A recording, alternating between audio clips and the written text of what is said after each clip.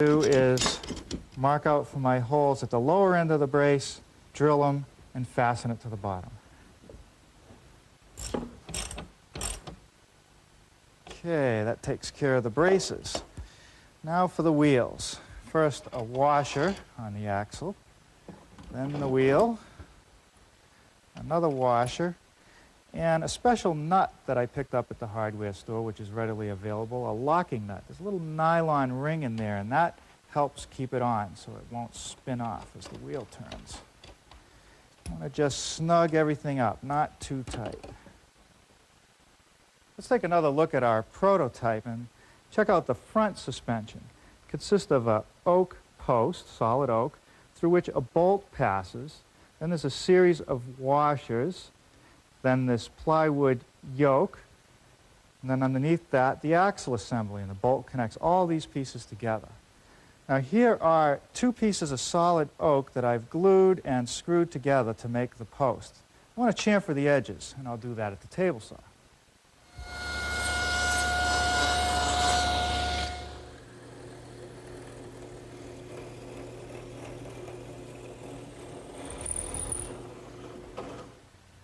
Now the yoke pivots underneath the oak block with a couple washers as a spacer.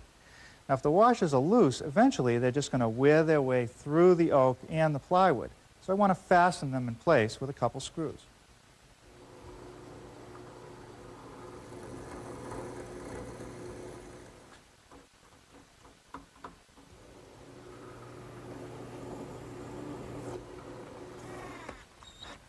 Okay, that washer is not going anywhere. Some screws secure the post to the bottom of the wagon. Now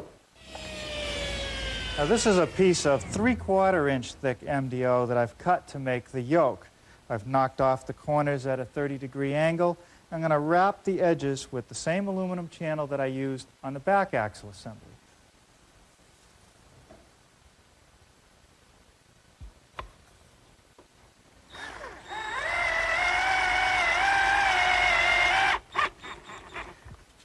Okay, well that just about does it for today. Tomorrow we'll install the axle under that yoke, put the handle on, and then make the sides. I wanted to take a quick test drive this morning before you got here and test out the comfort of this handle. This is actually the second one I've made for the prototype. I think this is the one I'm going to stick with. It works pretty well. I'll show you how to build that in a minute. But first, we want to finish making the front suspension. And I've already taken the time to drill out another fender washer, which is going to get attached to the top of the yoke. And that's now ready to be screwed in place.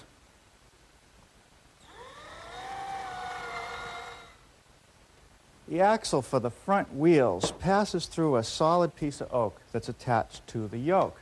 That means drilling a 1/2 inch hole almost 12 inches long. Now here's the piece of stock set up in the drill press. It's difficult to hold a piece like this vertical, so I've installed some wooden clamps and also some other clamps to hold the whole assembly from sliding around. Now I'm going to start drilling partway through. The drill press only allows me to go about 3 inches or so with the travel. That is my limit. So to get more depth, I'm just going to crank the whole assembly up, letting the drill bit go down through the part that I've already made.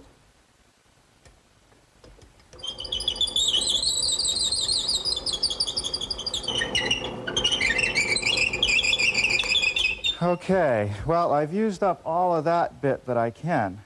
Problem is, I'm not all the way through yet. So I could add this extender to the bit and drill all the way down, but I'm afraid it'll drift off, so I'm going to disassemble it, turn it around, and use the same procedure to finish it off. Okay, that's what I want. Now there's one more hole to drill in this piece, right in the center, just misses the axle, and that's a bolt hole to secure it to the post.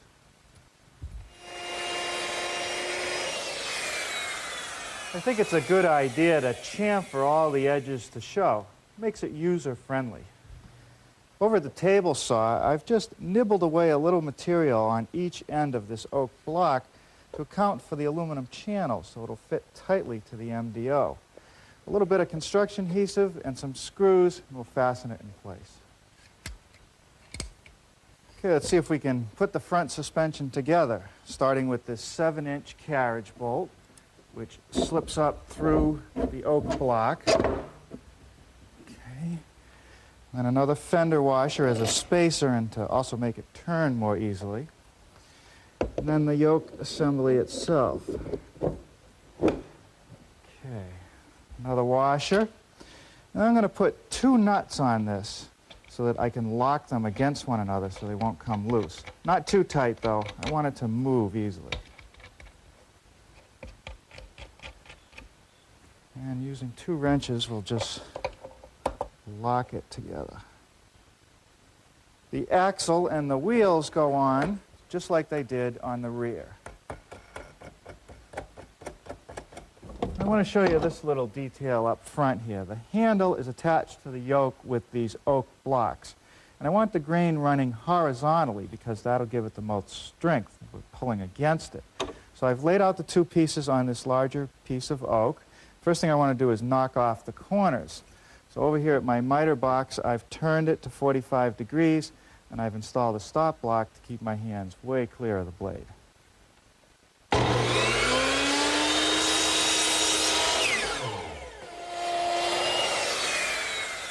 Now that takes care of the sharp edges once again.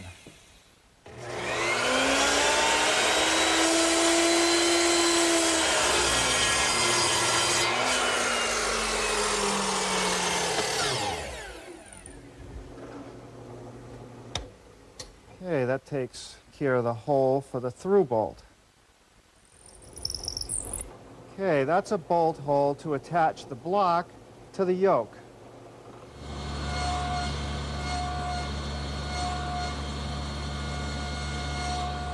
That nibbling step that I just completed at the table saw was necessary so that the block will fit tightly on the MDO and clear the metal. Now I can drill the holes through and bolt them in place. Okay. Now this is a piece of 1-inch oak dowel, which is going to form the shaft of the handle. Now, I'm afraid it might split with all the movement down here at the yoke, so I'm going to slip a piece of 1-inch copper tubing over it and then drill my hole through.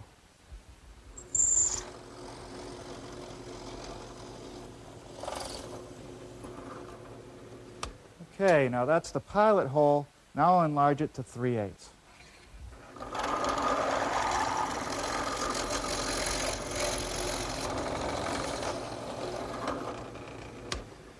Okay, that takes care of the 3/8 hole. Now I'm going to drill one more hole at the top end of the copper pipe. And that's just so that I can put a small bolt through to relieve the pressure on the big hole. Now, installing the shaft to the yoke takes some pretty good hand-eye coordination. And the idea is to get a washer on each side. So I'm going to use a short bolt to just hold this one in place for the moment. And then I'll use my longer through bolt and slip it through to one of the washers here. Now I got to try to slip the whole thing together without losing the washers.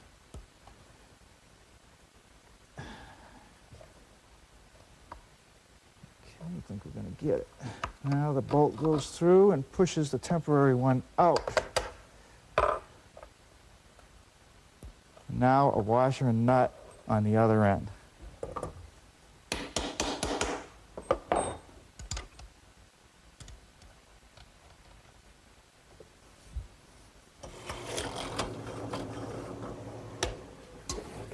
I've laid out the handle on this piece of oak and just drilled a couple holes on the inside corners. Now I'm going to clamp it in my bench vise and cut out the rest of the inside with the jigsaw.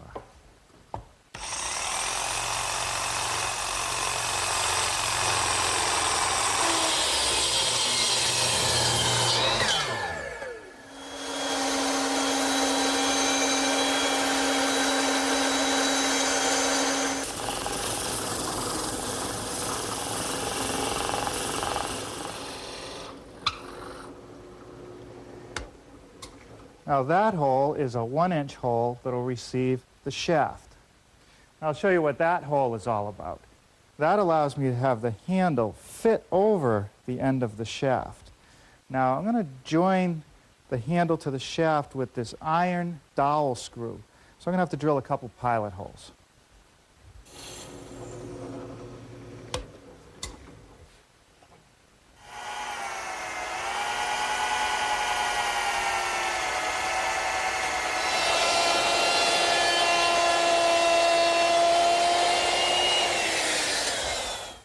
Okay, that's the dowel into the shaft. And now I should just have to spin on the handle.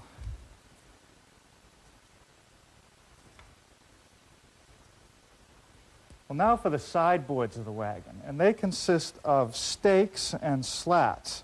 And I've set up to make the tenons on the bottom of the stakes. This cut first.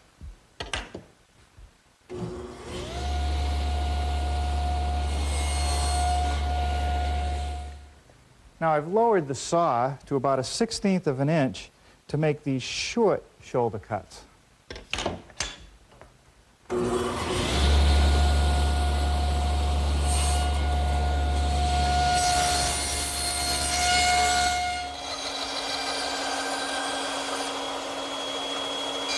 slats are attached to the stakes with screws, so I want to pre-drill and countersink for them. Well, those 3/4 inch plated screws should hold the slats securely to the stakes. Just pull it out. Flip it around. Well, now that we got 2 of them, maybe we can race them, but not before we paint them. Well, this is what the finished package looks like. And I'm not even going to begin to think about which of the kids is going to ride in it first. I'll let them settle that on their own.